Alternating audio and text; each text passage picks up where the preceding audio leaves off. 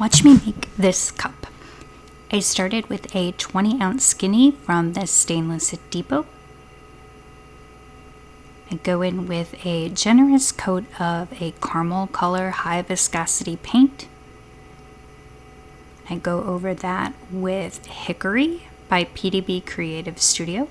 I seal the glitter with a polycrylic sealer and let that dry.